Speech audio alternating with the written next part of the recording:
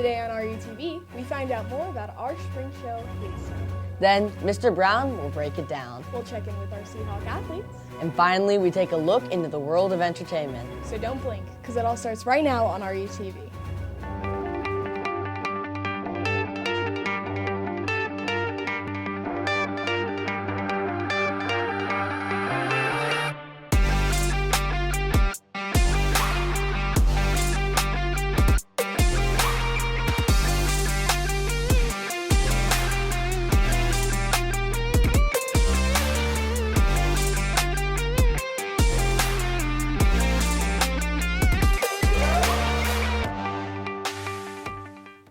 Good morning, Seahawks. Today is Thursday, March 13th. I'm Coven Mystery. And I'm Ariela Varnas. Hey, Coven, what are your spring plans? Finally doing some cleaning? You're funny. No, I'm going to be playing for the RUHS hockey team. What about you? Oh, well, I'm going to see our school's rendition of the musical Hadestown. Speaking of which, we sent some of our RUTV crew to ask the question, what is Hadestown? Let's go take a look. For years, Redondo's theater program has tested the limits of creativity and ingenuity throughout their countless productions, including their newest production, Hadestown. Since the show is still on Broadway, I can't give you all the details, but I know some people who can. Well, Seahawks, are you ready to open Pandora's box and see what theater has in store for you?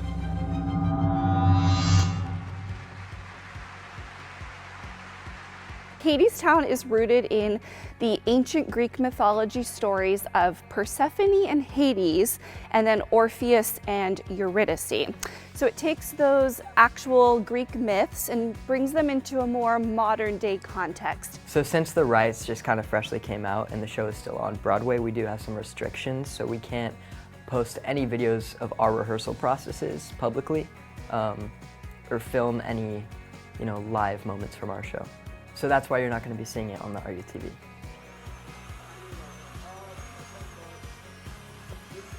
We put lots of hard work and blood, sweat, and tears into this production.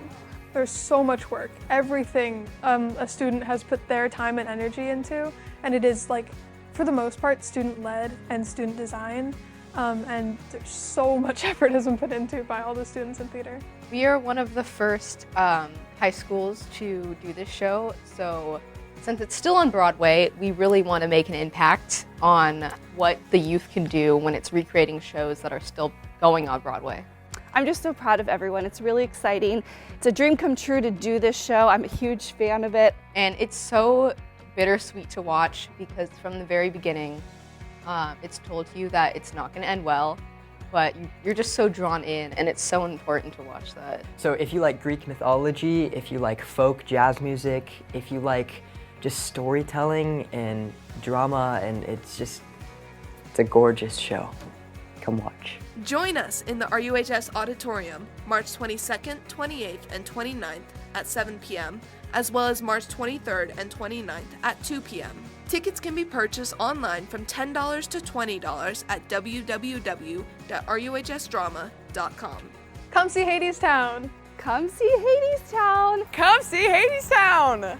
Come see Hadestown! Well, Seahawks, from what I've seen, I cannot wait to go see Hadestown. Make sure to support our Redondo Theater program. Opening night for Hadestown is next weekend, March 21st at 7 p.m., along with the dates Felicity mentioned. Our school is one of the first in the state to be performing this show, so it is bound to be good. Sounds cool. Hey, Ari, have you ever had nostalgia for past school years? Less homework, recess. Ooh, and hands-on art. I'm going later today, so I trust I'll see you there. Side trick aside, Seahawks, if you're interested in hands-on art at RUHS yet again, the PTSA is offering an after-school opportunity for the next project today at 3:45 p.m. Seats will be first come, first serve in the bingo room, so be quick. Have fun. Now, let's check in with Mr. Brown to break it down. What's up, Seahawks? This is Mr. Brown here to break it down.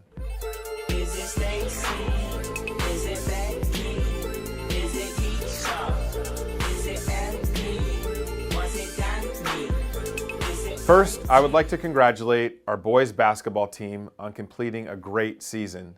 In CIF play, they were in the open division competing with not only some of the top teams in the state, but some of the top teams in the country.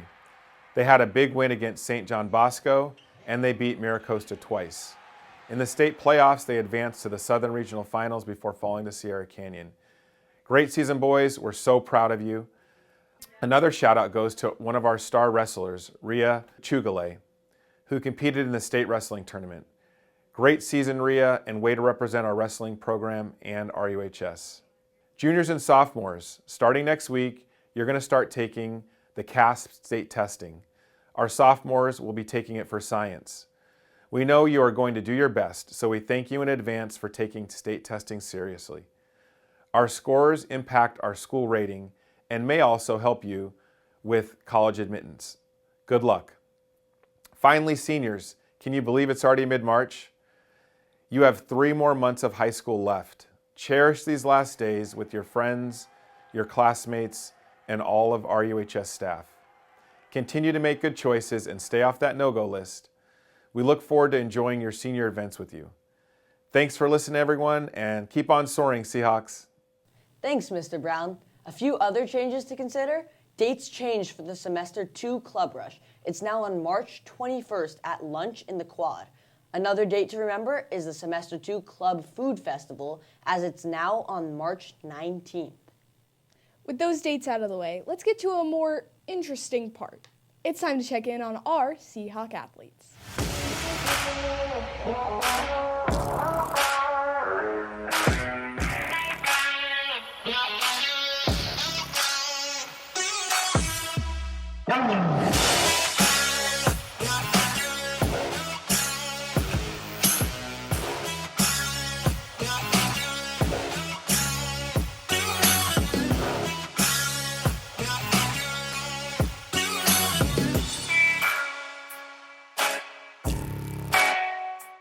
Welcome back to RETV Sports. I'm Emma Donahue. And I'm Sophia Smelich. Our varsity boys basketball team had 2 big games this past week, fighting hard in each. They faced off against Costa on Saturday night, coming out on top with a score of 72-66. It was close all game, but our boys fought harder each quarter, with Hudson Mays delivering a huge dunk to keep the momentum going. Braden Miner also had a dunk himself, firing up the flock even more. Dominic Bonafetti came in clutch in the 4th quarter as well, sinking 2 threes to give the Seahawks the lead. Let's go down to Em and Aaron to hear a preview into the 4th quarter. Sorry, TV Sports. I'm Emma Donahue. And I'm Aaron Pepper. It's 50-46. We're up by 4. Let's keep the momentum going into the 4th quarter. Thanks, guys. You know, Emma, while both games were great, Tuesday's game was even better. Our boys took a trip down to Sierra Canyon to compete in the CIF D1 Regional Finals. After a tough battle the entire game, our boys unfortunately came up just short, losing 74-68. Hudson Mays carried with 20 points, finishing his high school career with over 1,000. Braden Miner had his last game as well, finishing with 14 on the night.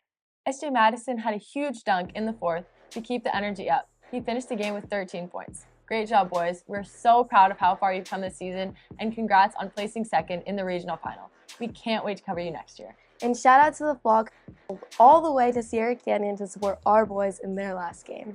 After dominating against Lawndale last Tuesday, baseball barely lost against Torrance Tartars by a score of 3-2 on Friday. Robbie Zimmerman had a great showing. He didn't allow a single run and allowed only 2 hits while striking out 6 over 4 innings pitched. On the hitting side, Heiji Hattori had some great hits, scoring a run and stealing a base, while going 4 for 4. Taeyeon Kim was another key player, going 2 for 3 with 1 double, and boys baseball now has a record of 3-4. Good luck at your next game, boys. Boys lacrosse traveled on the road to St. Francis High School to play some very tough competition. The boys battled hard but ultimately lost 17-2. The boys have a game tonight on the road against El Segundo, so good luck, boys. We know you'll bounce back. Girls lacrosse traveled to Laguna Hills over the weekend and played 2 games. They won their first game 20-6 against Corona Del Mar. Miller Ginsburg and Kate Kenny led the team, with Miller scoring 4 goals and Kate Kenny scoring 5. Miller was given Player of the Game, a huge award to receive as a freshman. Great job. They then went up against El Dorado, coming out on top with a score of 23-11. Chloe Ginsburg, Kate Kenny, and Grace Walker led the team this time, with Kate scoring 5, Chloe and Grace scoring 4, and Kate Kenny received Player of the Game this time. Congrats. It was also Coach Borgia's last game after coaching our girls varsity lacrosse for 17 years. Great job on an amazing program. Over the course of this weekend, track hosted the Redondo Nike Track Festival with over 5,000 competitors from schools all over the U.S. There were 16 meet records broken and 16 California leading marks set.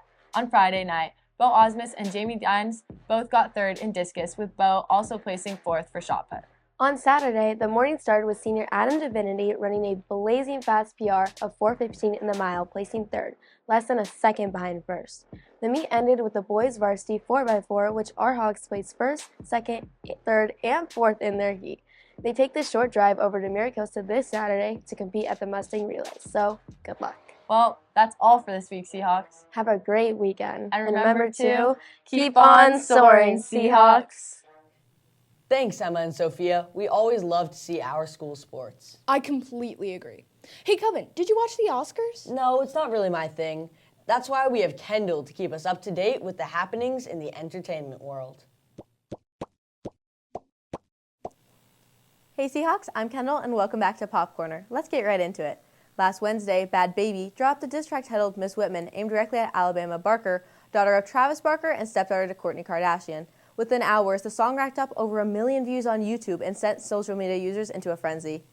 On the track, Bad Baby doesn't hold back, calling Alabama out by name, accusing her of riding her parents' fame, and even throwing shade at her flow, claiming it borrowed from rapper Latto.